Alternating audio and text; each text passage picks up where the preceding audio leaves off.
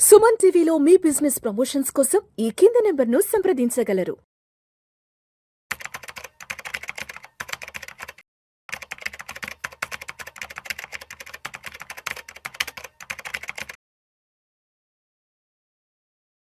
అనిల్ గారు నమస్తే సార్. నమస్తే అండి.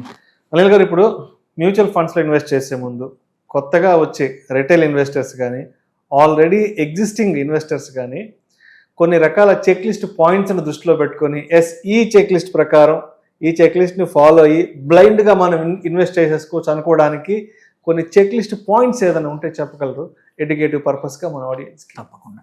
ఎవరైతే ఎస్పెషల్లీ సొంతంగా చేసుకుందామని ప్రిఫర్ అవుతూ ఉంటారో అలాంటి వాళ్ళు ఆర్ అట్లీస్ట్ వాళ్ళంతలో వాళ్ళు కూడా చేద్దాం అనుకునే వాళ్ళకి ఈ 10 పాయింట్లు ఫాలో అయితే more or less me mutual fund selection 100% perfect అవుతుంది, మంచి రిటర్న్స్ వస్తాయి అండ్ ఒక బ్యాలెన్స్డ్ పోర్ట్ఫోలియో క్రియేట్ అవుతుంది.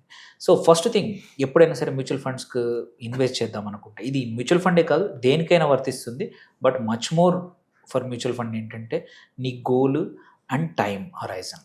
అంటే ఎన్ని రోజులు నువ్వు డబ్బులు ఇన్వెస్ట్ చేద్దాం అనుకుంటున్నావు, ఎందుకు చేస్తున్నావు, ఈ రెండు పర్పస్ తెలియకపోతే అస్సలు ఇన్వెస్ట్ చేయొద్దు. చాలామంది ఇది తెలియకుండా ర్యాండమ్గా ఎంతో కొంత అని అనుకుని తర్వాత రాంగ్ ఇన్వెస్ట్మెంట్ సెలెక్ట్ చేసుకొని wrong category wrong mutual fund select చేసుకొని ఇబ్బందులు పడుతూ ఉంటారు. గోల్డ్ ఏంటి, ఎమర్జెన్సీ కోసమా, లేకపోతే చైల్డ్ ఎడ్యుకేషన్ కోసమా, రిటైర్మెంట్ కోసమా, హౌస్ కోసం డౌన్ పేమెంటా, లేకపోతే ట్యాక్స్ సేవింగ్ కోసమా, పర్పస్ కుడ్ బి ఎనీథింగ్. ఆ పర్పస్ అనేది క్లియర్ ఉండాలి. At the same time horizon 1 year కా, 2 year కా, 2 to 3 years కా, 5 years కా, 6 years కా, లేకపోతే 10 years ప్లస్ గోల్ కూడా ఉండొచ్చు. అది ఫస్ట్ పాయింట్. ఇది ఒకటి రాసి పెట్టుకోండి. ఇది రాసి పెట్టుకుంటే quite a few things next స్టెప్లో పనికి వస్తాయి. సెకండ్ ఇంపార్టెంట్ ఏంటంటే రిస్క్ ప్రొఫైల్ ఆర్ రిస్కోమీటర్ అని ఉంటుంది మ్యూచువల్ ఫండ్లో. సో రిస్క్ ప్రొఫైల్ ఏంటంటే మీ రిస్క్ కెపాసిటీ ఎలా ఉంది, మీ రిస్క్ కెపాసిటీ దేని మీద డిపెండ్ అవుతుంది, మీ ఇన్కమ్ స్టెబిలిటీ, మీ శాలరీడా, గవర్నమెంట్ ఎంప్లాయా, ప్రైవేట్ ఎంప్లాయా, మీ శాలరీ పెరుగుతుందా, మీరు ఫ్రీక్వెంట్గా జాబ్ చేంజ్ చేస్తుంటారా, బిజినెస్ మ్యానా, బిజినెస్ ఏ లెవెల్లో ఉంది, రెగ్యులర్ ఇన్కమ్ వస్తుందా, లేకపోతే ఒక్కోసారి సీజనల్ బిజినెసా, వీటిని బట్టి మీ రిస్క్ ప్రొఫైల్ మారుతుంది. దాంతోపాటు మీ ఏజ్ ఏంటి, మీరు యంగ్ ఉన్నప్పుడు ఎక్కువగా రిస్క్ తీసుకోవచ్చు, ఎందుకంటే శాలరీ ఆ డబ్బులు సంపాదించే అవకాశం ఒక 20-30 సంవత్సరాలు ఉంది కాబట్టి రిస్క్ ఎక్కువ తీసుకోవచ్చు. ఆర్ ఇవన్నీ కాకుండా ఏజ్ పక్కన పెట్టినా కొద్దిమందికి అసలు రిస్క్ పడదు, అంటే వొలటిలిటీ అసలు పడదు. కొద్దిమంది హై రిస్క్ టేకర్స్ ఉంటారు, బై నేచర్ దే ఆర్ వచ్చినా పోయినా సరే అనే వాళ్ళు ఉంటారు. ఇవన్నిటిని చూసుకొని మన రిస్క్ ప్రొఫైల్ ఏంటో ఫస్ట్ తెలుసుకోవాలి. తెలుసుకోకుండా ర్యాండమ్గా పెడితే పక్క ఇబ్బందులు వస్తాయి. దెన్ సెబీ వాళ్ళు కూడా ఒక రిస్కోమీటర్ని ఇచ్చారు, లో, మోడరేట్, హై, వెరీ హై అని. మీరు చూస్తే ప్రతి మ్యూచువల్ ఫండ్స్ కింద ఇట్లా 4 ముళ్ళు తిరుగుతూ ఉంటాయి. సో లో, హై, వెరీ హై, అలా ఉంటాయి. సో అది కూడా చూసుకొని మీకు ఏది మ్యాచ్ అవుతుంది అనేది ఒకటి చూసుకోవచ్చు. దెన్ థర్డ్ ఇంపార్టెంట్ ఏంటంటే కేటగిరీ ఫస్ట్. అందరు స్కీమ్ బాగుంది, నన్ను ఫోన్ చేసి అడుగుతారు, సార్ ఏ మ్యూచువల్ ఫండ్స్ బాగుంది అంటారు. దానికి ఆన్సర్ చేయలేము. ఏ మ్యూచువల్ ఫండ్ బాగుందంటే చెప్పలేము. ఫస్ట్ మీరు కేటగిరీ సెలెక్ట్ చేసుకొని ఆ కేటగిరీలో ఏ స్కీమ్ బాగుందంటే అట్లీస్ట్ చెప్పడానికి కొంచెం అవకాశం ఉంటుంది. సో అందుకే కేటగిరీ ఎట్లా సెలెక్ట్ చేస్తాము, డెట్టా, ఈక్విటీ ఆర్ హైబ్రిడా, ఫస్ట్ లెవెల్ ఆఫ్ సెలెక్షన్. దాని తర్వాత లెట్స్ సే నేను రిస్క్ ఎక్కువ తీసుకుంటాను, లాంగ్ టర్మ్ ఇన్వెస్ట్మెంట్ అంటే ఈక్విటీకి వెళ్తాను. నేను కొంచెం రిటైర్మెంట్ దగ్గరలో వచ్చాను, కాకపోతే కొంచెం గ్రోత్ కావాలి, బట్ కొంచెమే రిస్క్ తీసుకుంటానంటే హైబ్రిడ్కి వెళ్ళిపోండి. లేదు ఈ క్యాపిటల్ చాలా ఇంపార్టెంట్, ఇది నేను మార్కెట్లో పెట్టలేను, ఈక్విటీ ఫండ్స్లో పెట్టలేను, అసలు దూరంగా ఉండాలనుకుంటే debt fund. With in the debt కూడా షార్ట్ టర్మా, లాంగ్ టర్మా, దాన్ని బట్టి మనం రకరకాల డెట్ ఫండ్స్. హైబ్రిడ్లో కూడా ఎంత పోర్షన్ ఆఫ్ రిస్క్ తీసుకుందామనే దాన్ని బట్టి aggressive hybrids, moderate hybrids or just hybrids. అట్లాగే ఈక్విటీలో కూడా చూసుకుంటే మనము తక్కువ రిస్క్ తీసుకోవాలనుకుంటే large caps or large and mid caps, multi caps. లేదు కొంచెం ఎక్కువ తీసుకుంటాము అనుకుంటే ఫోకస్డ్ ఫండ్స్ ఆర్ మనం మిడ్ క్యాప్స్. ఇంకా ఎక్కువ రిస్క్ తీసుకుందామంటే స్మాల్ క్యాప్స్ అంటాం. ఆర్ ఇంకా ఎక్కువ రిస్క్ తీసుకుందామంటే సెక్టోరల్ ఫండ్స్ అంటాం. సో అందుకే కేటగిరీ సెలెక్షన్ ఈజ్ ఇంపార్టెంట్. మనం ఏమైంది, ఫస్ట్ ఇవన్నీ పారామీటర్ ఇవ్వాలి, ఆల్రెడీ మన దగ్గరకు వచ్చాం ఫండ్ సెలెక్షన్కి, చాలా దగ్గరకు వచ్చాం. సో నెక్స్ట్ వచ్చేసి పర్ఫార్మెన్స్ రిటర్న్స్. ఇవన్నీ అయ్యాక చూస్తాం. జనాలందరూ కూడా ఇప్పుడు కరెంట్లీ డైరెక్ట్లీ ఈ 5th పాయింట్కి వచ్చేస్తారు, 4th పాయింట్కి వచ్చేస్తారు. పర్ఫార్మెన్స్ దీన్ని బట్టి సెలెక్ట్ చేస్తే ఏంటంటే performance is dependent on large number of factors అనమాట. పోర్ట్ఫోలియో మీద, కరెంట్ మార్కెట్ సిచ్యువేషన్ మీద, అండ్ ఇంపార్టెంట్ ఇప్పుడు పరిస్థితులు ఎలా ఉన్నాయి, ఫ్లోస్ ఎలా ఉన్నాయి, ఎన్నో థింగ్స్ మీద, అండ్ ఆ ఫండ్ మేనేజర్ కేపబిలిటీ మీద, ఎంత తొందరగా మారుస్తున్నాడు మార్కెట్ తగ్గట్టు, సో మెనీ థింగ్స్ మీద డిపెండ్ అయి ఉంటుంది. సో కాకపోతే ఏంటంటే ఓన్లీ పాయింట్ టు పాయింట్ రిటర్న్సే కాకుండా 3 years, 5 years, 7 years rolling returns కూడా చూడాలన్నమాట. రోలింగ్ రిటర్న్ చూస్తే ఏంటంటే కన్సిస్టెన్సీ కనబడుతుంది.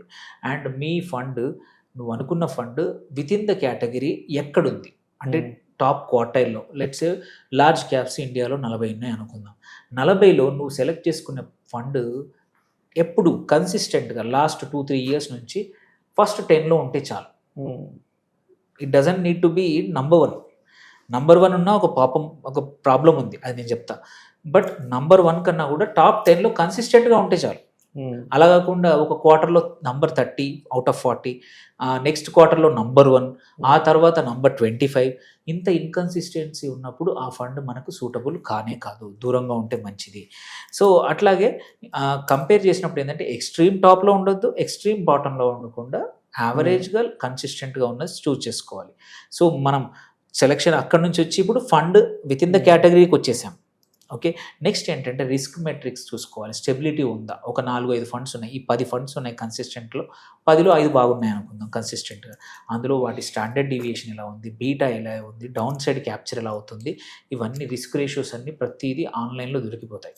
అవి చూసుకుంటే వొలటిలిటీ అంటే ఈ ఫండ్ ఎలా ఉంది, జర్నీ స్మూత్గా ఉందా, ఆర్ చాలా అప్స్ అండ్ డౌన్స్ ఉందా. Maybe it is growing well, it is giving, but ups and downs ఉంటే నువ్వు తట్టుకోవాలి. సో అది. దాని తర్వాత expense ratio and exit load, next parameters. So expense ratio చూసుకుంటే కేటగిరీలో యావరేజ్ దగ్గర ఉంటే చాలు. మరి ఆ కేటగిరీ యావరేజ్ 1.14, 1.3 దగ్గర ఉంది, బట్ ఈ ఫండ్ మాత్రం 2.8 దగ్గర ఉందనుకోండి, కొంచెం జాగ్రత్త పడాలి. సో కేటగిరీ యావరేజ్ దగ్గర ఎక్స్పెన్స్ రేషియో ఉంటే మాత్రం సరిపోతుంది.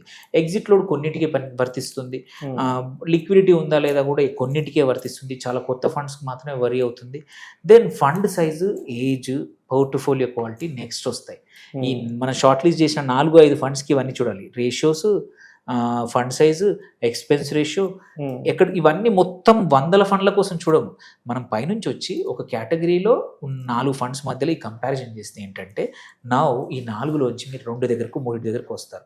దీని తర్వాతనే ఫండ్ మేనేజర్ కానీ ఫండ్ మేనేజర్ యొక్క ఏఎంసీ కంపెనీ యొక్క హిస్టరీ కానీ వస్తుంది. సో దాని తర్వాత టాక్సేషన్ మోడ్, ఇది మనం ఎస్ఐపియా లంసమా అనేది మన దగ్గర ఉన్న డబ్బులను బట్టి డిసైడ్ చేయాలి. సో మన దగ్గర శాలరీ నుంచి కొంచెం కొంచెం వస్తుందంటే ఎస్ఐపి మోడ్, లేదు నా దగ్గర ఎక్కువ లంసం ఉంది, ఒక ప్రాపర్టీ అమ్మాను, దేని నుంచి వచ్చే డబ్బులు అంటే లంసం మోడ్లో వెళ్తాం. సో ఆల్రెడీ నంబర్ నుంచి ఇప్పుడు లంసమా దీని దగ్గర కూడా వచ్చాం. లాస్ట్ ఇంపార్టెంట్ ఏంటంటే ప్లాట్ఫామ్ కానీ డిస్ట్రిబ్యూషన్, ఆ బిహేవియర్ అనేది మన చేతిలో ఉంటుంది. సో మీకు సెబీ రిజిస్టర్డ్ ప్లాట్ఫామ్స్ ఉన్నాయి, నాలుగు డిస్ట్రిబ్యూటర్స్ ఉంటారు, ఆర్ మిగిలిన ఏఎంసీల వెబ్సైట్లు, డిపెండ్స్ ఆన్ నీ నాలెడ్జ్, నీకున్న కాన్ఫిడెన్స్. నీకు కాన్ఫిడెన్స్ లేదు అంటే ఒక అడ్వైజర్ దగ్గరికి వెళ్ళండి, సో వాళ్ళు గైడ్ చేస్తారు. లేదు నాకు అంతా తెలుసు అనుకుంటే నువ్వు సొంతంగా పెట్టడానికి చాలా ప్లాట్ఫామ్స్ ఉన్నాయి. దీని తర్వాత కేవైసీ, ఇవన్నీ కొన్ని డాక్యుమెంటేషన్ కూడా కొంచెం అవగాహన ఉండాలి, లేకపోతే ఒక డిస్ట్రిబ్యూటర్ ద్వారా వెళ్తే బెటర్ అనమాట. సో ఇన్ ద ఎండ్ చూసుకుంటే మన బిహేవియర్ను కూడా కోచ్ చేసేవాళ్ళు అడ్వైజర్లు.